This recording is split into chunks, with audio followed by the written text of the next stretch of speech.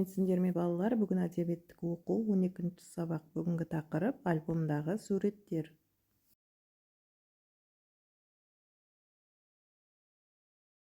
Бүгінгі сабақта фотосуреттер ұсынасың және сипаттап айтасың. Бірінші тапсырма: фотоальбомың бар ма? Бар болса, ең әдемі фотосуреттеріңді ата және түсіндір дейді балалар. Менің альбомымда фотосуреттер өте көп. Отбасыммен, сыныптастарыммен және де жеке суреттерім бар. Ең әдемі фотосурет бұл саябақта түскен сурет, өйткені ол жер маған ұнайды. Екінші тапсырма: түсініп оқы. Альбомдағы суреттер. Мынау менің құндақтаулы жатқаным, ана сүтін тұңғыш рет татқаным. Мынау менің өзім және бесігім, елеңдеймін айтылғанда есімім. Ал мынау бір жүрген кезім, еңбек деп ұмтылғаным, сүт құюлы шөлмекке.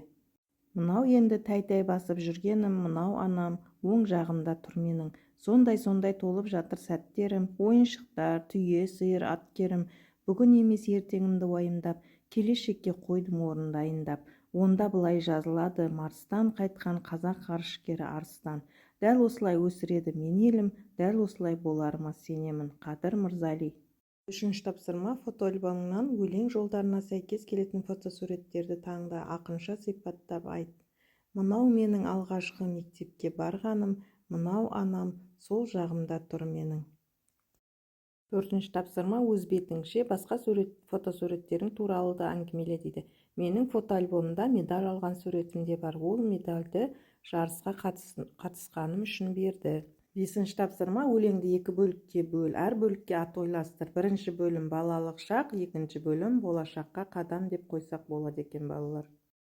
Соңғы алтыншы тапсырма: фотоальбомың болашақта қандай фотосуреттермен толығады деп ойлайсың? Қиялдап көр. Менің болашақтағы альбомым мектеп бітіргенім, үздік аттестат алғаным, жоғары оқуға түскенім, жақсы маман болған суреттеріммен толығады деп ойлаймын.